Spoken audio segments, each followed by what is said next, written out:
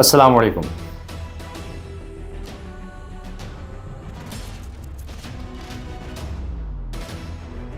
لیکن ابھی جو تازہ خبر سیاست کے حوالے سے آئی ہے وہ بڑا ایک اور رخ پیش کر رہی ہے اس وقت موجودہ حالات کا، اور خبر دی ہے جناب نعیم اشرف بٹ صاحب نے، بہت زبردست صحافی ہیں۔ وہ یہ کہتے ہیں کہ خفیہ ملاقاتیں جاری ہیں، اور اس میں بات یہ کی جا رہی ہے کہ جی خان صاحب سے ہماری ملاقات نہ ہی کروائیں۔ بڑی حیران کن بات ہے۔ عمران خان کی اپنی بہن علیمہ صاحبہ کہہ رہی ہیں، اور وزیر اعلیٰ خیبر پختونخوا سہیل آفریدی کہہ رہے ہیں جی ہماری ملاقات خان صاحب سے نہ کروائی جائے۔ کیوں وہ یہ کہہ رہے ہیں اور اس میں ہمیں کیا پس پردہ چیزیں نظر آتی ہیں، اس پر ہم بات کریں گے۔ اس کے ساتھ ساتھ ایران جنگ میں اس وقت کیا صورتحال ہے، آنے والے دنوں میں کیا ہوتا دکھائی دے رہا ہے، کیونکہ جنگ تو پھیلتی نظر آ رہی ہے، خاص طور پر چین اب جس طرح سے ایکٹیو ہوا ہے وہ بھی بڑا معنی خیز ہے، اور ظاہر ہے کہ اس میں گلف خلیجی ممالک ان کی مشکلات بڑھتی نظر آ رہی ہیں، اور تین صورتحال ہمارے سامنے ہیں، تین طرح کی، کہ اس جنگ میں اب آگے کیا ہو سکتا ہے، ان تینوں پر بھی بات کریں گے۔ پہلے جہاں تک سیاسی ماحول کی بات ہے تو رمضان المبارک کی وجہ سے ہمیشہ یہ ہوتا ہے سیاسی ایکٹیویٹیز ذرا کم ہو جاتی ہیں، لیکن عید کے بعد لگتا ہے کہ دوبارہ سے کام شروع ہونے جا رہا ہے۔ پہلے تو خبر سنیے کہ علیمہ صاحبہ اور وزیر اعلیٰ خیبر پختونخوا سہیل آفریدی، ان کی ایک نہیں کئی ملاقاتیں ہو چکی ہیں، خفیہ ملاقاتیں، وفاق کی اہم شخصیات سے ملاقاتیں ہیں، اور یہ ملاقاتیں جاری ہیں۔ جو آخری ملاقات ہوئی ہے اب تک اس میں بتایا جا رہا ہے کہ یہ فاٹا ہاؤس میں ہوئی ہے، اسلام آباد میں۔ اب اس میں کہا یہ گیا ہے کہ جی آپ ہماری ملاقات نہ کروائیے گا، سہیل آفریدی ہیں، علیمہ صاحبہ ہیں، خان صاحب سے ملاقات نہ کروائیں۔ کیونکہ جب ہم ملاقات کریں گے تو خان صاحب تو بالکل اسی طرح سخت موقف اپنائے ہوئے ہیں، پھر وہ جو بات کرتے ہیں وہ ہمیں باہر آ کر مجبوراً کرنی پڑتی ہے، اور اس سے پھر ظاہر ہے کہ کشیدگی اور بڑھے گی۔ تو اگر آپ چاہتے ہیں کہ ہمارا کچھ نہ کچھ معاملہ بنے، کوئی ایک ورکنگ ریلیشن شپ بنے، تو اس کے لیے ضروری ہے کہ ہماری ملاقات نہ ہو، اور ہم کرٹیسزم کرتے رہیں گے، ہم شکوہ شکایت کرتے رہیں گے، یہ بات الگ سے چلتی رہے گی۔ نہ صرف یہ بلکہ آپریشن بھی آپ کرتے رہیں، ہم پورا تعاون کریں گے، لیکن ہم اس کے خلاف بھی بولتے رہیں گے۔ اس کے ساتھ ساتھ بشریٰ بی بی سے بھی ملاقات نہ کروائی جائے، ان کی فیملی کی، یعنی ان کی بیٹی ہیں، بھابھی، وہ ملتی ہیں، کیونکہ پھر عمران خان صاحب سے جو بھی ملاقات میں بات ہوئی ہوتی ہے بشریٰ بی بی کی، بشریٰ بی بی اپنی فیملی کے تھرو وہ پیغام باہر بھیج دیتی ہیں، پھر معاملہ خراب ہو سکتا ہے، تو لہٰذا وہ ملاقاتیں بھی فی الحال روکی جائیں۔ اب ان ملاقاتوں کو زیادہ عرصہ تو روکا نہیں جا سکتا، میں اس پر تجزیے میں آتا ہوں، پہلے میں خبر مکمل کر لوں۔ اچھا، اب کہا یہ جا رہا ہے خبر کے مطابق کہ یہی وجہ ہے کہ سہیل آفریدی کے خلاف چاہے الیکشن کمیشن والا معاملہ ہو، پشاور ہائی کورٹ نے اسٹے دیا ہے، وہ بھی رکا ہوا ہے، وہ بھی نہیں زیادہ آگے چل رہا۔ پھر 9 مئی میں ریڈیو پاکستان پر حملے کا سہیل آفریدی پر الزام، وہ بھی معاملہ اسی لیے رکا ہوا ہے کہ یہ بات چیت چل رہی ہے، تو یعنی خفیہ ملاقاتیں ہو رہی ہیں، ان میں بات چیت چل رہی ہے۔ تو یہ جناب خبر ہے، اور اسی لیے سہیل آفریدی بھی اب ملاقات کے لیے نہیں آئے پچھلی دفعہ، اور شاید بہنوں کی طرف سے بھی اس طرح سے ایگریشن نہیں شو کیا گیا۔ اچھا، اب یہ تو میں نے آپ سے خبر شیئر کر دی ہے نعیم اشرف بٹ صاحب کی، میں اپنا تجزیہ اس پر دینا چاہتا ہوں۔ وہ یہ ہے کہ دیکھیے، ایک تو ہمارے سامنے ہے کہ چیزیں کچھ ٹھنڈی ہوئی ہیں، اس طرح کے بیانات نہیں آ رہے، سخت بیانات اب نہیں آ رہے۔ اب یہ خود بہنیں کیوں کہیں گی ہماری ملاقات نہ کروائی جائے؟ وہ تو فکر مند ہیں اپنے بھائی کے بارے میں، ان کی صحت کیسی ہے، کیا ہے، ان کی حالت کیسی ہے۔ تو میرا تجزیہ یہ ہے کہ دیکھیں، آپ کو یاد ہو اگر، تو یہ بات خود بہنوں نے کہی کہ جی جو باتیں ہمارے بھائی عمران خان صاحب کرتے ہیں، ساری باتیں تو کئی دفعہ ہم باہر آ کر نہیں کرتی، نہیں بتا دی۔ عظمیٰ خان صاحبہ نے بھی یہ کہا، عظمیٰ خان صاحبہ نے، کیونکہ ہمیں ان کی فکر ہے کہ بھائی جتنا ہم باہر آ کر بتائیں گے اور ساری بات کر دیں گے تو ہمارے بھائی پر پھر اس طرح ظلم شروع ہو جائے گا، اس کے لیے اور پریشانی بنے گی، اس کو اور زیادہ ذہنی ٹارچر کیا جا سکتا ہے، تو لہٰذا ہم ساری باتیں نہیں کرتے، جتنی کرتے ہیں وہ بھی برداشت نہیں ہوتی، تو ہم کیا کریں۔ اب خان صاحب کو تو اپنی کوئی فکر نہیں ہے، نہ جان کی پرواہ ہے، بہنیں ہی سمجھتی ہیں کہ انہوں نے کبھی اپنی صحت کی بات بھی نہیں کی، یہ تو آنکھ خراب تھی، ہم نے ان کو کہا کہ آنکھ میں کیوں ہے سرخی کیوں، انہوں نے کہا بس ایسی ہے، ڈراپس ڈال دوں ٹھیک ہو جاؤں گا، بعد میں پتہ چلا کہ وہ تو آنکھ ضائع ہو رہی ہے، اتنی خوفناک صورتحال تھی، پھر حکومت اچانک ان کو لے کر گئی ہے، چھپایا ساری خبر کو، پھر آخر خبر سامنے آ گئی تھی تو وہ بڑا معاملہ خراب ہوا اور تب سے پریشانی ہے، پھر ہاسپٹل لے کر جائیں نہ جائیں یہ مسئلہ رہتا ہے۔ پھر ابھی جو آخری سماعت ہوئی ہائی کورٹ میں، وہاں بھی لگ رہا تھا، ریمارک سے لگ رہا تھا کہ بالکل ججز تیار ہیں کہ عمران خان کو ہاسپٹل شفٹ کیا جائے، آخری وقت میں روک دیا گیا۔ ایسے لگا وہ فیصلہ ہی بالکل آیا کہ نہیں جی پھر ہم ایک بنا دیتے ہیں ایک کمشنر کے تحت ایک کمیٹی، میڈیکل بورڈ، اور وہ سب دیکھے گا۔ تو میں نے اسی وقت کہا تھا کہ یہ تو بات طے ہے، یہ تو خبر ہے کہ بات چیت پیچھے چل رہی ہے۔ اب وہ پوری طرح نہیں ہو سکی، معاملہ طے نہیں ہو سکا، وہ ایک الگ بات ہے، یا آگے چل کر تھوڑا سا ہو جائے گا، لوگ کہیں گے جی یہ تو دیکھیں یہ سارا کچھ ملی بھگت سے ہو رہا ہے اور یہ امپریشن آ جائے، تو یا تو اس وجہ سے ڈیلے کیا ہے یا پھر یہ کہ جی ابھی معاملات پوری طرح طے نہیں ہوئے۔ وہ خبر اپنی جگہ۔ اب مجھے یہ لگتا ہے کہ بہنوں کو عمران خان کی صحت کی فکر ہے کہ جی خان کو تو خود ہے نہیں، تو ہم نے اس کی صحت کی فکر کرنی ہے کہ کچھ تو ماحول پیدا کریں جہاں ان کے لیے کوئی سہولت ہو سکے، ان کو ہاسپٹل شفٹ ہو سکے، گھر شفٹ کیا جا سکے، کچھ تو ہو۔ آخر اب 3 سال ہونے والے ہیں، 2.5 سال ہو گئے ہیں، تو بھائی کے لیے ہم کچھ تو کر سکیں۔ تو ہو سکتا ہے اس سوچ کے ساتھ کوئی سب ملاقاتیں، چیزیں طے ہو رہی ہوں، جو بھی ہوگا آنے والے دنوں میں نظر آ جائے گا۔ مگر دوسری طرف کیا ہے، سہیل آفریدی صاحب جو ان کے بیانات ہیں وہ تو اسی طرح ہیں۔ ابھی حالیہ انہوں نے جو پریس کانفرنس کی اور جنید اکبر نے جو کچھ کہہ دیا ہے کہ جی وقت کے فرعون جو بھی ہوں وقت ختم ہوگا اور آپ کے پاس اقتدار ہمیشہ نہیں رہے گا، جب آپ اتریں گے تو ہم نے تو برداشت کر لیا، آپ برداشت نہیں کر سکیں گے، اور کہتے میں آپ کو یقین دلاتا ہوں وقت آ رہا ہے، زیادہ دور نہیں ہے۔ یہ بات اب جنید اکبر نے کی۔ سہیل آفریدی کی بات کریں تو انہوں نے اپنے حالیہ پریس کانفرنس میں کہا ہے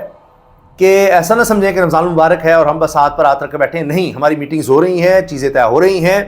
اور عید کے بعد آپ دیکھیں گے، آپ کو نظر آئے گا، اور اب ہم ایسے نہیں آئیں گے، پوری تیاری کے ساتھ آئیں گے۔ اور جو رہائی فورس ہے اس پہ بھی کام ہو رہا ہے، جس کا کہا گیا ہے کہ جی وہ تو ریڈ لائن، اگر رہائی فورس بنائی تو پھر آپ سوچ لیجیے گا وہ ویسے ہی پکڑ لیں گے، سب کچھ چلا جائے گا، سہیل آفریدی بھی گیا، حکومت بھی گئی، جو بھی ہے۔ تو سہیل آفریدی کہہ رہے ہیں جی رہائی فورس بھی بنے گی، اور ہمارے پاس ایک نہیں 4 پلانز ہیں، A B C D، یہ ان کے الفاظ ہیں، ہم سارے پلانز لے کر چلیں گے اور لے کر نکلیں گے۔ تو یہ نہ سمجھیں کہ جناب ہم ایسے ہی بیٹھے ہیں اور یہ سب ہے، ایسے ہی ہے۔ اب آپ دیکھیے کہ نظر تو یہ آتا ہے، اور عقل کا، سمجھ کا، تدبر کا، حکمت کا تقاضا یہ ہے کہ چیزوں کو کول ڈاؤن کیا جائے۔ مجبوری بن چکی ہے اب،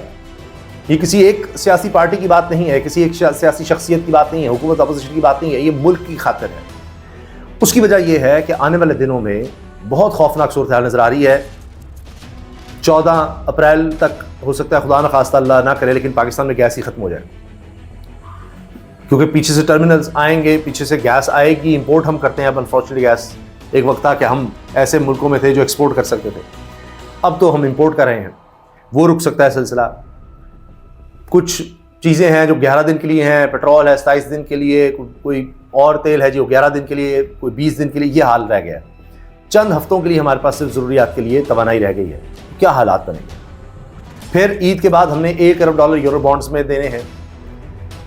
تیل کی ادائیگی کرنی ہے، ہمارے زر مبادلہ کے ذخائر پہلے ہی خطرناک حد پر ہیں، زیادہ تر تو مانگے تانگے کے ہیں، تو کیا کریں گے؟ اسکولوں میں چھٹیاں ہی دیتے چلے جائیں گے، اس سے کتنا نقصان ہو رہا ہے، کب تک یہ حالات رہیں گے، کب تک یہ صورتحال رہے گی، یہ لاک ڈاؤن کی سی کیفیت، کس طرح حکومت اس کو چلا سکے گی؟ تو آپ کو ٹیمپریچر نیچے لانا ہوگا۔ ایک تو خطے میں اتنی بڑی جنگ چھڑی ہوئی ہے، اور پھر افغانستان طالبان کے ساتھ جو حالات بنے ہوئے ہیں وہ آپ دیکھ لیجئے۔ ابھی انہوں نے ڈرونز کے ذریعے پاکستان کو نشانہ بنانے کی کوشش کی، اس کا پاکستان نے جواب دیا ہے، تو وہاں بھی کوئی حالات نظر نہیں آ رہے ہیں، تاکہ چین کو پاکستان نے بڑے طریقے سے جواب دیا ہے کہ جی ابھی ہم جنگ بندی نہیں کر سکتے یا اٹیکس نہیں روک سکتے، کیونکہ افغان طالبان رجیم ابھی بات چیت پر اس طرح سے نہیں آ رہے، یا ان کو ابھی سمجھ نہیں آ رہی کہ معاملہ کتنا گمبھیر ہے، تو وہ کہہ تو دیتے ہیں، عمل نہیں کرتے، ابھی بھی وہ دہشت گردوں کی پشت پناہی کر رہے ہیں، تو لہٰذا بھی بات چیت نہیں ہو سکتی۔ تو یہ تو حالات ہیں، تو لہٰذا حالات تقاضا کر رہے ہیں کہ کوئی نہ کوئی بات چیت کی جائے۔ اب آ جائیے ایران جنگ کی بات کرتے ہیں۔ ایران جنگ میں جو لیٹسٹ اپڈیٹس ہیں وہ یہ ہیں کہ اس سے پہلے کہا گیا ہے کہ روس اور چین یہ دونوں خفیہ طور پر ایران کی مدد کر رہے ہیں، انٹیلیجنس شیئرنگ کرتے ہیں، جس میں بتایا جاتا ہے اڈوں کے بارے میں، سیٹلائٹ کے حوالے سے بتایا جاتا ہے، سیٹلائٹ امیجز شیئر کیے جا رہے ہیں، ورنہ اتنی پریسیجن ایران کے پاس، ان کے میزائل ڈرونز کے پاس کیسے آ گئی، جا جا کر ہٹ کر رہے ہیں، تو پس پردہ ان کی حمایت جاری ہے۔ لیکن اب جو ڈیولپمنٹ ہوئی ہے وہ بڑی حیران کن ہے۔ ہوا یہ ہے کہ چین نے چین نے اپنی فوج کو اتار دیا ہے تائیوان کے ارد گرد، یعنی ان کے بحری بیڑے، جنگی جہاز وہ بالکل تیار ہے اور گھیرا ہوا ہے انہوں نے تائیوان کو۔ تائیوان کا میں آپ کو تھوڑا سا مختصر عرض کر دوں کہ یہ وہ علاقہ ہے جو کہ چین کہتا ہے ہمارا حصہ ہے، اور کبھی نہ کبھی کچھ بھی ہو جائے ہم نے اس کو واپس اپنے ساتھ شامل کرنا ہے تائیوان کو۔ امریکہ اور اس کے اتحادی تائیوان کو ایک آزاد ریاست کے طور پر لیتے ہیں۔ چین کہتا ہے کہ آپ اسلحہ یا اس طرح کا ان کے ساتھ تعاون نہیں کر سکتے کہ جس سے یہ بالکل اتنی طاقت میں تائیوان آ جائے کہ جی یہ کہے کہ جی اب تو کبھی بھی چین ہم پر قبضہ نہیں کر سکتا یا ہمیں نہیں ساتھ لے سکتا اور اس طرح کی بات۔ تو اب چونکہ امریکہ اس وقت مصروف ہے یہاں پر خلیجی ممالک کے ساتھ، وہاں پر سمندروں میں اس کے بیڑے اور سب کچھ، اور یہ خبر بھی آئی ہے کہ جاپان سے بھی جو بڑا اہم ترین بحری بیڑا ہے وہ امریکہ نے موو کر دیا ہے اور کچھ ہفتوں میں وہ یہاں پہنچ جائے گا۔ اب وہ آبنہ ہرمز بند ہے، اس پر ذرا پریشر ڈالنے کے لیے، خلیجی ممالک کی سپورٹ کے لیے، ایران پر دباؤ ڈالنے کے لیے یہ سب کچھ کیا گیا۔ اچھا، اب اس سب میں آپ دیکھیں کہ جاپان سے امریکہ کا یہاں سے موو کرنا اور پھر نارتھ کوریا کے بیلسٹک میزائل کے تجربات وہ چلانے، ساؤتھ کوریا اور جاپان کے لیے وہ بھی خطرے کی گھنٹی ہے، اور اوپر سے چین نے جس طرح سے اب یہ گھیرا ڈال دیا ہے۔ اب اس میں یہ ہو سکتا ہے کہ صرف پریشر ڈالنے کے لیے، یہ امریکہ کو دباؤ میں لانے کے لیے، تائیوان کو دباؤ میں لانے کے لیے، یہ کسی بھی وقت چین اس پوزیشن میں آ سکتا ہے کہ وہ تائیوان پر قبضہ کر لے، دوبارہ اپنے ساتھ ملا لے چین کے ساتھ، اور یہ کہ واقعی ایسا کر جائے، ایک تو پریشر کے لیے اور دوسرا ایسا کرنے کے لیے بھی، تو یہ تو ایک تیسری جنگ عظیم ہو سکتی ہے خدا نخواستہ، کہ ادھر سے جاپان، چین، تائیوان، ادھر سے امریکہ، ادھر سے روس، یہ سب ساتھ اگر ٹکراتے ہیں تو پھر تو بڑی خوفناک صورتحال ہوگی۔ جو بھی ہو، حالات مزید کشیدہ ہوئے ہیں۔ دوسرا یہ ہوا ہے کہ چین نے خود تو نہیں کیا، لیکن ایران کی طرف سے کہا گیا ہے کہ اسرائیل اور امریکہ، ان دو ممالک کے علاوہ کوئی بھی ملک ہے وہ اگر یہاں سے جہاز لے جانا چاہتا ہے آبنہ ہرمز سے تو یوان میں، چینی کرنسی میں ڈیل کرے، اس کو جانے دیا جائے گا۔ اب یہ بہت ہی زبردست ٹیکٹک ہے ایران کا، یعنی پیٹرول ڈالرز جو دہائیوں سے چھائے ہوئے ہیں کہ پیٹرول کی جتنی بھی تجارت ہے صرف اور صرف ڈالر میں ہوگی، اس کے لیے پوری دنیا کی تجارت ہی ڈالر میں شروع ہو جاتی ہے کیونکہ سب سے بڑی تجارت آئل کی ہے، تو اس کی جگہ یوان، چینی کرنسی، یعنی مطلب یہ ہے کہ آپ طریقے سے امریکی ڈالر کی بادشاہت، شہنشاہیت وہ ختم کر رہے ہیں، اس کا اثر رسوخ ختم کر رہے ہیں، اس کے مقابلے میں چینی کرنسی کو لے کر آ رہے ہیں یا مقامی کرنسی کو لے کر آ رہے ہیں، اس کو توڑ رہے ہیں۔ تو یہ بہت ہی خطرناک ہتھیار ہے جس کا کوئی اسلحے سے جواب نہیں دیا جا سکتا۔ یہ بہت عجیب اور بہت بڑی ڈیولپمنٹ ہے، بہت بڑا ٹیکٹک ہے۔ پھر ساتھ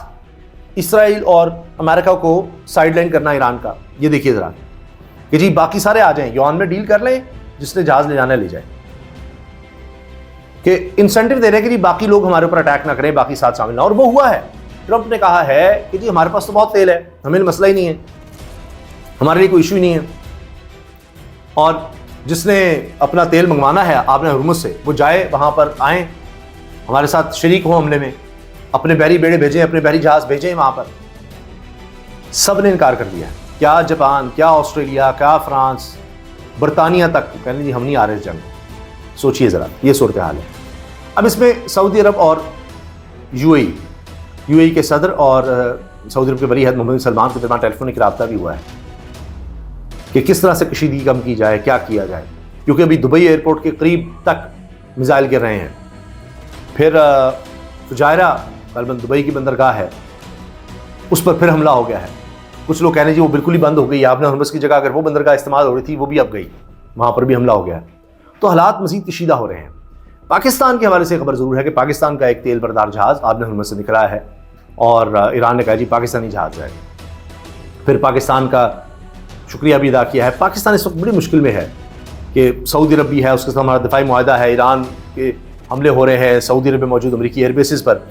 اور خبریں آتی ہیں ادھر جہاز تباہ ہو رہے ہیں، تو کس طرح ہم نے بیلنس کرنا ہے؟ اور ابھی تک الحمدللہ پاکستان بڑا اچھا بیلنس لے کر چل رہا ہے، اس میں کوئی شک نہیں ہے۔ یہ ایک بہت بڑی بات ہے، لیکن جتنا عرصہ یہ جنگ رہے گی اتنا پریشر پاکستان پر بڑھے گا، تو یہ چیز تو اب نظر آتی ہے۔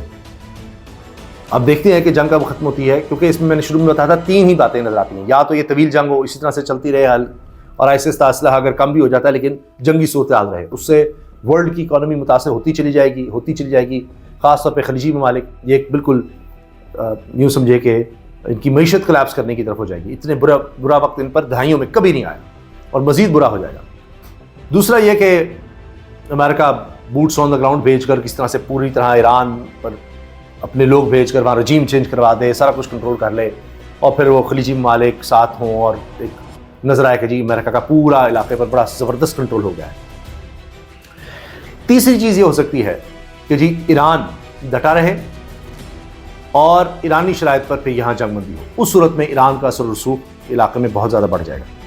اور یہ ممکن ہے کہ مستقبل میں اس کے کافی چانسز ہیں کہ خلیجی ممالک جو بھی اپنے لیے دفاعی معاہدے کریں گے، جو کچھ بھی کریں گے، اس میں ایران کو بھی ساتھ شامل کریں، کیونکہ اس کے بغیر خطے میں پائیدار امن ہو ہی نہیں سکے گا. کہ بھائی کچھ بھی ہو جائے، ہم نے ایک یونائٹڈ فورس کے طور پر رہنا ہے اور مل کر چلنا ہے جس طرح بھی، تاکہ آئندہ ایسا وقت نہ آئے. تو یہ بھی ہو سکتا ہے. یہ 3 مین آؤٹ کم ہو سکتے ہیں اس جنگ کے. اجازت دیجیے، اللہ حافظ.